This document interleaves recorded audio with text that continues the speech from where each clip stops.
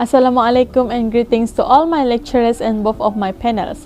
My name is Nur Alia Izzati binti Saleh, a final year student in Diploma in Tourism Management. In this video, I'll be representing my industrial training at the Sabah State Museum. This video is divided into three parts: the introduction of Sabah State Museum, my working experience, and the conclusion. Without further ado, let's start with the introduction. The Sabah State Museum was early opened on 15 July 1965 in a shop house on Jalan Gaya in Kota Kinabalu. Mr. E.J. Burfitch was the inaugural curator of the Sabah Museum in that time. Former Sabah Chief Minister Haris Saleh launched a project of develop a new museum building in 1981.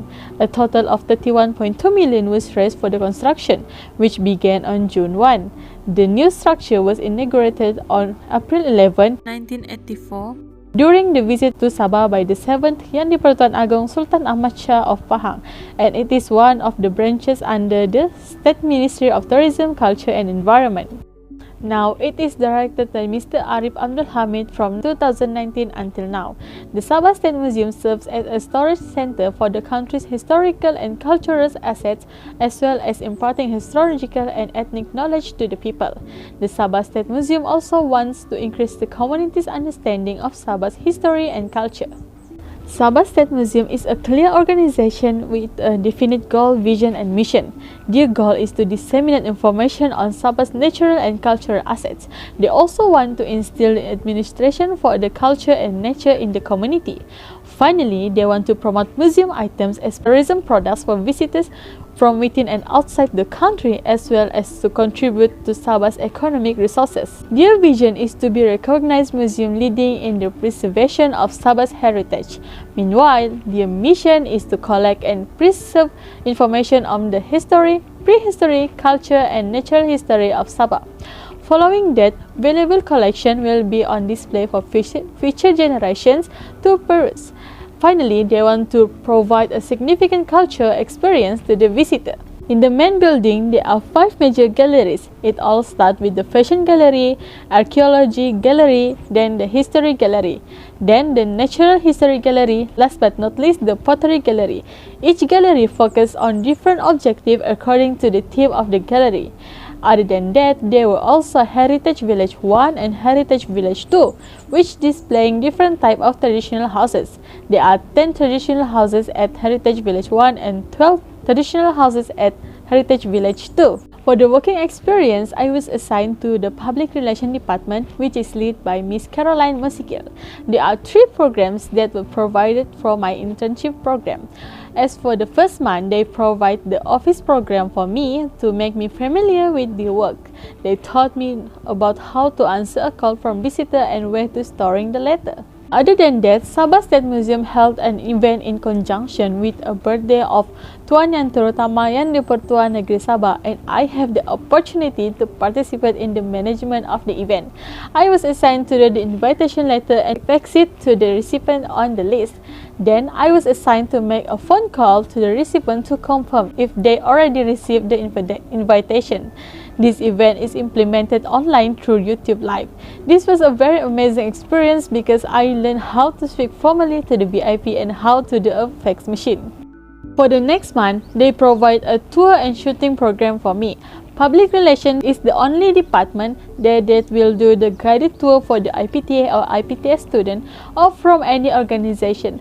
I have the opportunity to do 3 guided tours in that month, and I guide them all alone.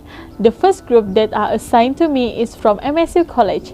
I was so nervous at the beginning because it is my first time doing the guided tour, but I managed to get suitable with them in the middle of the guided tour. I explain every function of the gallery and give them 10 minutes to enjoy every gallery.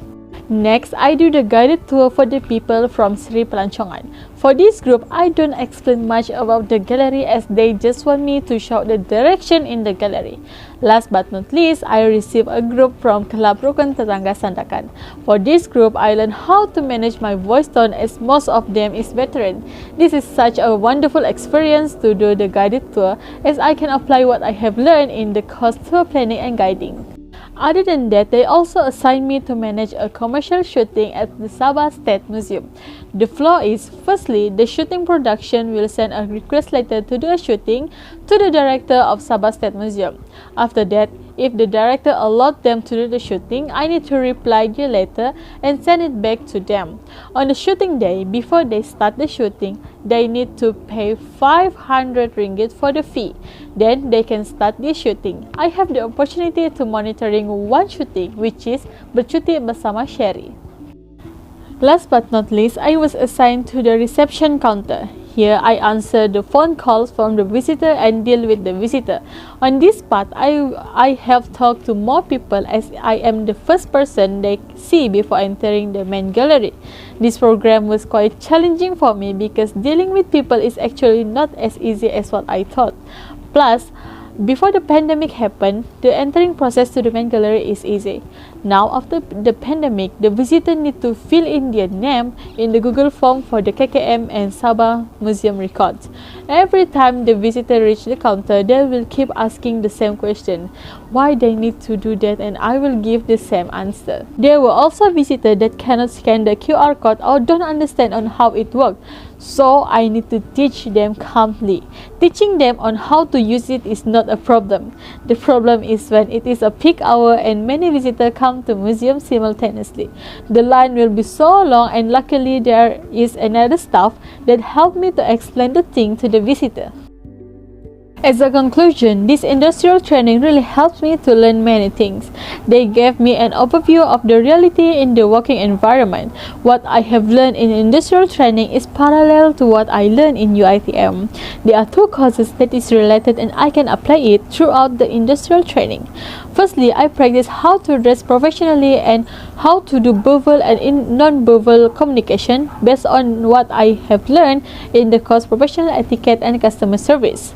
Next, I learned how to conduct a tour based on the course Tour Planning and Guiding. In this course, we are being introduced on how to do the right voice tone, hand gesture, and facial expression while conducting a tour. The most important learning process during my internship is to be patient.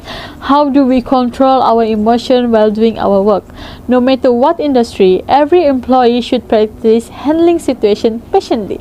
In the tourism industry, we need to handle the simple things successfully because it will give a good impression toward the company. Before I end my presentation, I would like to suggest to the lecturers to make more two-way communication with the student in class.